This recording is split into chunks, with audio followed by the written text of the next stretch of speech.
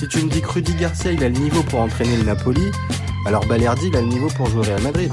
De Laurenti pense que le mec, il dépense 1€, il meurt. Guardiola, meilleur coach de l'histoire, c'est même pas le meilleur coach de l'histoire du Barça. Il faut arrêter avec Payet, c'est un grand joueur. Marquinhos, capitaine du PSG? Non mais arrête, il a le charisme d'une nuit. Raphaël Leao du Milan AC est une immense fraude. Alex Ferguson, c'est juste un guirou qui a eu beaucoup de moyens, c'est pour ça qu'il a réussi. Elle a dit Diouf, il fait pas partie des légendes du football. Si t'enlèves le championnat anglais, allemand, espagnol, italien, portugais, lituanien, la Ligue 1 c'est le meilleur championnat européen. Est-ce que tu veux commencer par quoi? Par la régularité, le prime, l'importance dans l'équipe ou le charisme?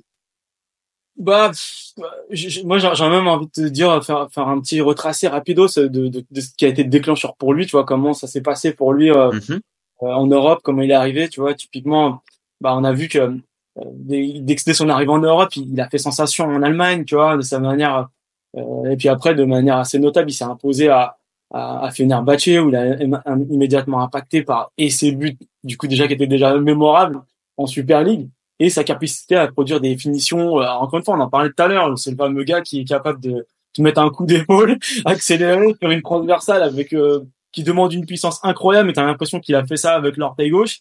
Et puis ça tombe dans la course, tu vois, avec un effet brossé. Enfin, c'est juste incroyable. Donc forcément, il a commencé à taper dans l'œil de pas mal de et avec un look en plus, et avec un look particulier, tu vois. Il a un style. Alors on va parler tout à l'heure dans le charisme, mais il avait un style. Franchement, il a un style même physiquement, tu vois. Mais déjà rien que tout ça, tu vois, à l'époque, ça avait déjà contribué à créer une certaine popularité parmi les fans de Fenerbahçe. Il commençait déjà aussi à se faire une spécialité, c'était les coups de pied arrêtés, forcément. Donc, si c'est pas marqué, c'était forcément bien tiré, et pour le coup, ça devenait un sacré atout. Et dans son catalogue de frappes spectaculaires, on peut encore se rappeler de son coup franc, j'allais dire phénoménal, mais caractéristique du joueur, son victoire 4-0 contre le Galatasaray, qui justement permettait de cimenter un peu son statut auprès des supporters. Il a été reconnu comme l'un des principaux joueurs de la division, forcément. Puis après Fenerbahçe, on connaît l'épopée parisienne et le fameux les 80 millions sont remboursés de Charles Pietri.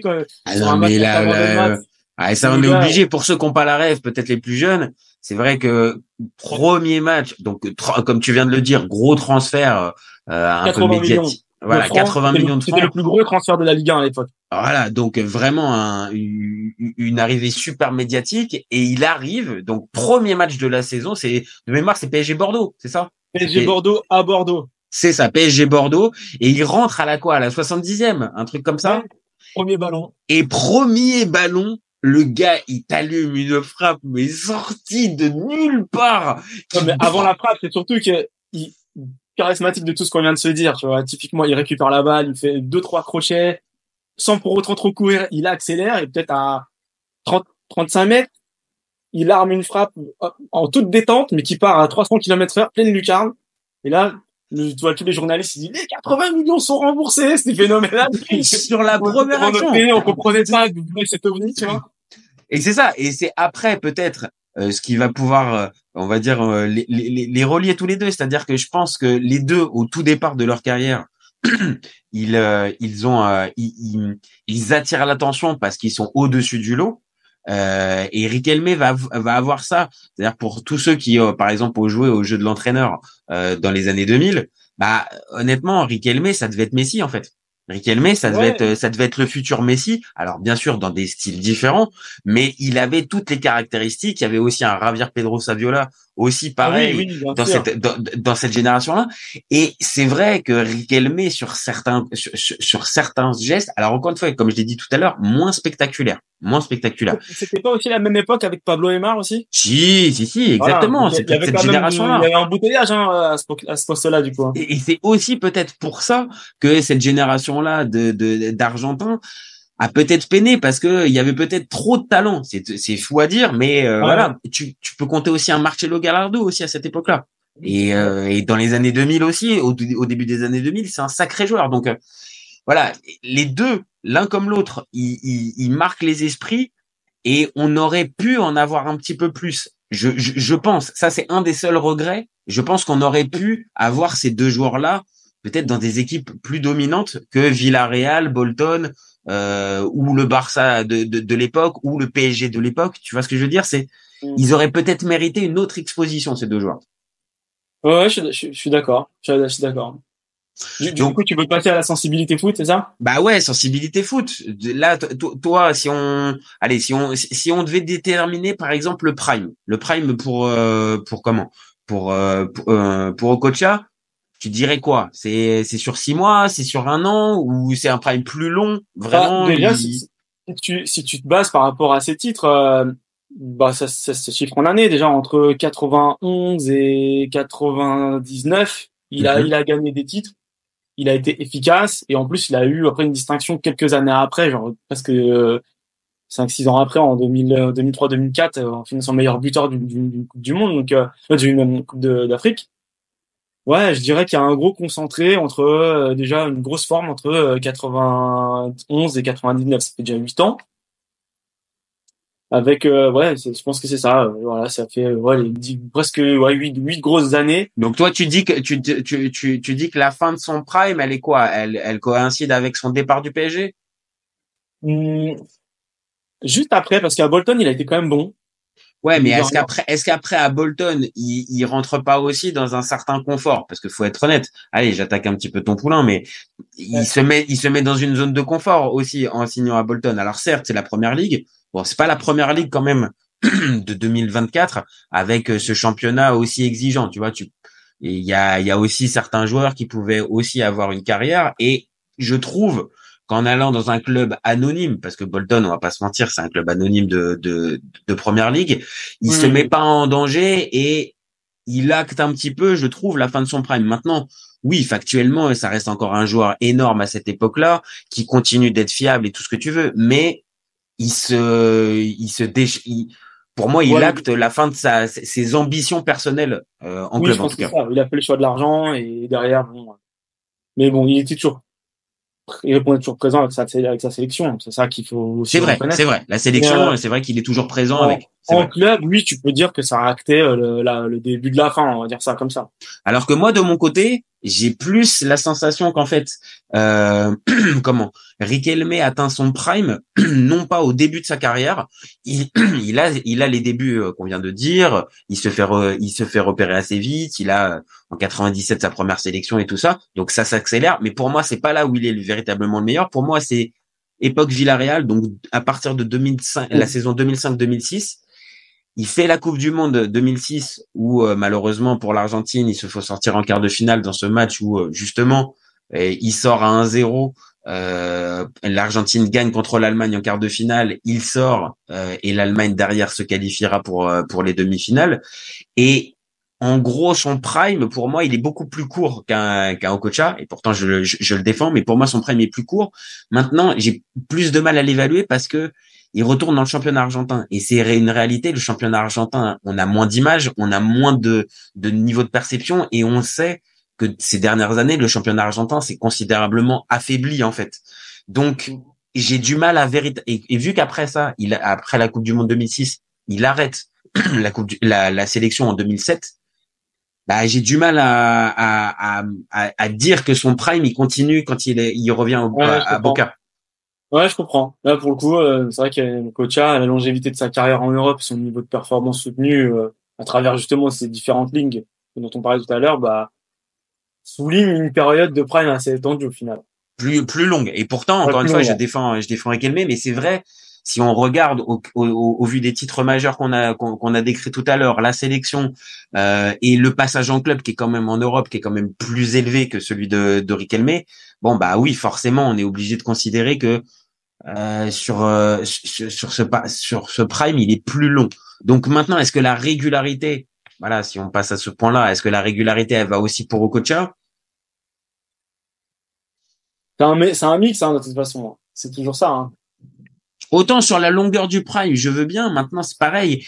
C'est difficile pour nous d'arriver à se faire une véritable idée sur Francfort du début des années 90, Fenerbahçe, pareil, au milieu des 90.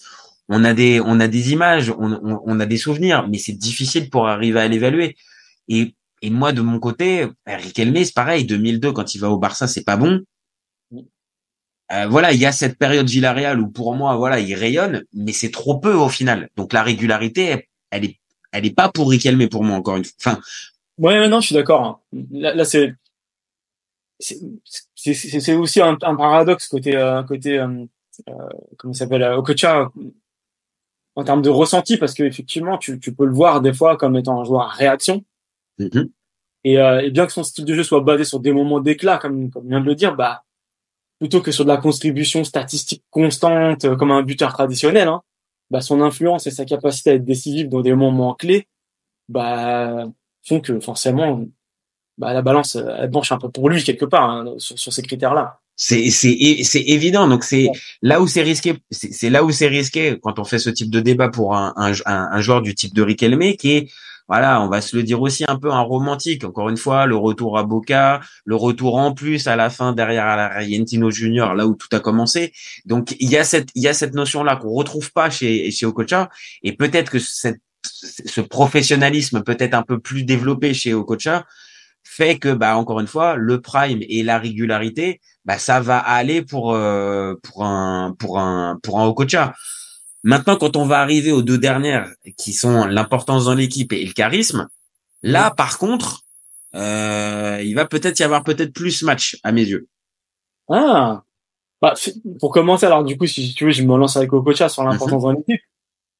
Il a toujours eu son rôle de favori auprès des fans, tu vois, déjà, qui témoigne de son importance aux yeux justement des spectateurs. Et ça, en plus, dans chaque équipe par où il est passé, et sa capacité à changer le cours d'un match avec toujours un petit moment de magie, le place facilement dans le haut du panier, tu vois. Et surtout, il a souvent intervenu dans des moments cruciaux dans des matchs. Oui, non, c'est vrai. Donc, son importance dans l'équipe, partout où il est passé, elle a toujours été notable, quoi, tu vois. Et après, en termes de charisme, bon, là, ta photo, elle est pas très à son avantage, mais ce qui caractérisait Okocha, c'est toujours son sourire légendaire. Le mec, même dans les moments difficiles, il avait toujours un sourire. T'avais l'impression que lui, il s'amusait pendant que toi, t'étais en train de cravacher sur un terrain. Ça, c'est sûr. Ça, c'est sûr qu'il était, encore une fois, on l'a dit, beau à voir jouer et aussi élégant, en fait, et du coup, solaire, parce que le gars transmet des good vibes, quoi, tu vois. Ça quand même à mettre à son crédit. Il y a peu de joueurs qui ont combiné talent et charisme à sa manière, je trouve. Et du coup, sa joie de jouer était contagieuse, au final. Ça pouvait aussi jouer sur un groupe, quoi, quelque part. C'est vrai, si on le prend comme ça, et on l'a dit en plus, il a les stats en sélection pour assumer justement ce fameux rôle de leader et de joueur marquant dans l'équipe. Moi, à mon échelle, je vais plus te dire qu'en fait, un Riquelme, avec son histoire avec Boca, le fait d'être revenu et tout ça, et d'être une véritable légende du club,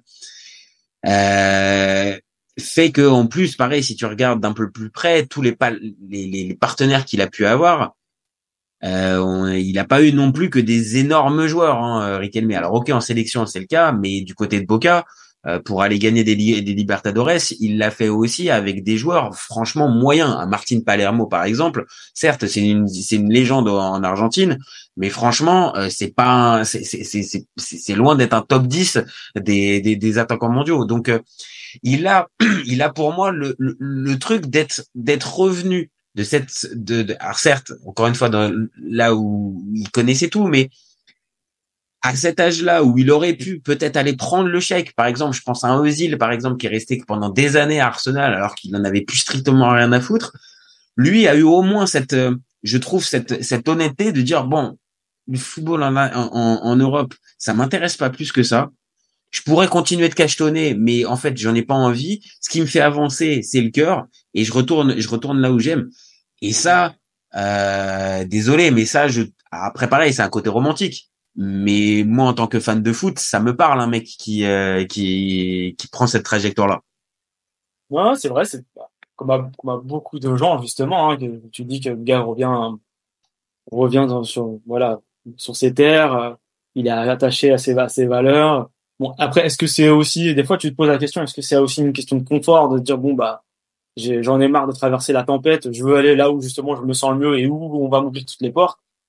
Bon, c'est aussi un choix, je sais pas, mais Après, t'as deux choix, tu vois. T'as soit l'option à la Di Maria, qui explique depuis le départ qu'il terminera dans le club de son cœur, mais il va y arriver à quel âge? À 40 ans, à 42 ans, dans le club de son cœur? Ou alors, tu reviens. Alors certes, encore une fois, après être passé en Europe, mais là, quand lui, il revient à 31, 32 ans, encore une fois, il a encore, Il y en a encore sur la pédale à cet âge-là, c'est vrai. Hein. Tu vois, c'est ça. Et c'est que là, ce fameux côté, je veux revenir dans le club de mon cœur. Ouais, d'accord. Encore une fois, un Di Maria, je vais pas lui dire quand il reviendra à Rosario Central, ça sera une très belle histoire. On va tous aimer. Mais là, quand je le vois encore, il est à Benfica en train de. Bon, la tournée d'adieu, elle est quand même longue, quoi, quand même. J'aimerais bien que. Au final, est-ce que son club de cœur, c'est pas Benfica? Bah, c'est ça, tu vois. Et puis, il a dit pareil pour le PSG. Il a passé des moments énormes au Paris Saint-Germain. Ça a été. Enfin, tu vois, le cœur, il se divise en combien, en fait, pour un joueur de foot? Le cœur a ses propres raisons, tu le sais très bien. C'est ça. Maintenant, c'est vrai que Riquelme, encore une fois, je pense que ceux qui vont le défendre dans cette vidéo, vont attendre ça, ce côté aussi un peu romantique. Encore une fois. Je dis pas que un Okocha était attiré juste par le fric et tout ça, parce qu'encore une fois, si ça avait été le cas, il aurait je pense qu'il aurait une autre carrière, il aurait d'autres choix de club. Mais Riquelme pousse le vice un peu plus long. Il y a un petit passage par le Qatar quand même. Ouais, quand même, il y a un petit passage quand même par le Qatar. Alors que moi, il est vraiment propre de chez propre à ce niveau-là. C'est pas comme ça, hein, juste pour l'humour, hein, mais il y a un passage par le Qatar quand même. Donc après, est-ce que pour le charisme, ça va pas aussi pencher, comme on vient de le dire, avec, comme tu as dit, le côté aussi reconnaissable parmi beaucoup d'Okocha, qui va peut-être plus marquer que Riquelme, qui est peut-être un peu plus un taiseux. Peut-être que ça va aller. Mais pour moi, le côté romantique prend le pas, et donc dans l'importance dans l'équipe et dans le charisme, bah ouais, cette donnée-là, elle est fondamentale dans le problème. Ouais, je vois ce que tu veux dire. Je suis d'accord. Donc bon, maintenant qu'on a fait véritablement notre débat, est-ce que voilà, c'est ce que je pose à chaque fois comme question. Si tu devais prendre quelque chose chez ton adversaire, donc là chez Riquelme, et que t'apporterais à Okocha, tu lui prendrais quoi? C'est difficile, hein, parce que quand même, mine de rien, ils sont quand même assez proches. Je dirais cette capacité à tempérer le jeu par moment. Là où justement Okocha était assez impulsif et plein d'énergie, tu vois, tu as l'impression qu'il s'arrêtait jamais. Enfin, du moins quand il était lancé, je trouvais qu'il avait surtout pas le profil du gars qui peut tempérer, mettre le pied sur le ballon, revenir faire tourner, te faire gagner un peu de temps. Je le voyais pas trop comme ça, même si ça lui est arrivé forcément. Non, mais t'as raison. Prendre le ballon, mais c'est pas forcément le gars que tu vois mettre mettre le pied sur le ballon, tempérer, je fais gagner un peu de temps, je vais de l'autre côté, je voyage. Pour le coup, j'avoue que ça, c'était une des qualités premières aussi d'un Riquelme, de savoir étudier le tempo du jeu et de pouvoir aussi à un moment donné, comme tu as dit, mettre le pied sur le ballon et de te rassurer l'équipe. Donc ça va aussi un peu dans le côté un peu importance de l'équipe quand même. Ouais, c'est ça. Et moi, si je dois te prendre quelque chose, on l'a évoqué tout à l'heure, mais j'avoue qu'un poil d'explosivité ne ferait pas de mal à ce bon vieux Ron Roman. Et donc forcément, les démarrages en trompe d'un Okocha ou comme on l'a dit, le côté un peu raffut, genre pousse-toi, vas-y dégage, j'en impose. Ouais, je pense que je prendrais ça, et ça rendrait l'un comme l'autre. C'est-à-dire si Okocha, tu lui donnes un petit peu ce tempérament un peu plus calme, et au contraire un peu plus d'explosivité à Eric Elmé, là on aurait deux sacrés joueurs. Mais c'est vrai que ce mix puissance finesse m'a toujours impressionné chez Okocha, et on aimerait bien revoir des joueurs comme ça, quoi. Et ça c'est très bien pour terminer notre débat, c'est que ce clash entre les deux est aussi intéressant parce que malheureusement, l'un comme l'autre, on en a de moins en moins des JJ Okocha et des Juan Roman Riquelme. Et on en a de moins en moins avec, comme on l'a dit, la partie charisme, la partie cœur, tout ça. Mais juste factuellement, au niveau du jeu, des 10, on le sait, maintenant il y en a de moins en moins, et des 10 de la trempe des Riquelme et Okocha, il y en a de moins en moins. Donc, tu as raison de le préciser. Ça serait bien qu'il trouve des successeurs dans les prochaines semaines, dans les prochains mois. Va falloir aller vite. Hein. Ouais, les prochaines semaines, j'ai peut-être été un poil rapide dans cette affaire. Bon, et écoute, merci Fab. Je pense qu'on a fait on a fait le tour. Merci à toi pour ce petit débat. Plaisir. J'imagine que tout le monde a compris que j'avais gagné, hein. Écoute, c'est les spectateurs qui se feront c'est les viewers comme on dit, qui se feront leur avis dessus. Je pense que on a bien défendu les bonhommes. Après, dites-nous en commentaire, dites-nous si pour vous c'est Okocha qui est au-dessus ou si c'est la team Riquelme qui l'emporte.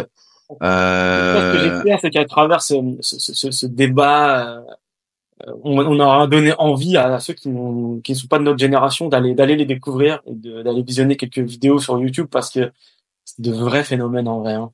Totalement d'accord. On les rajoutera en montage et en commentaire dans les commentaires de vidéos pour ceux qui n'ont pas les refs.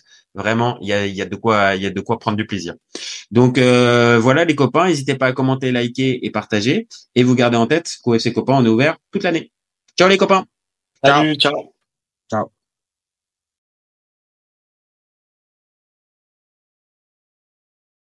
Si tu lui enlèves la vitesse, Vinicius est un joueur moyen. Mbappé là pour les pépettes et pas forcément pour la compète.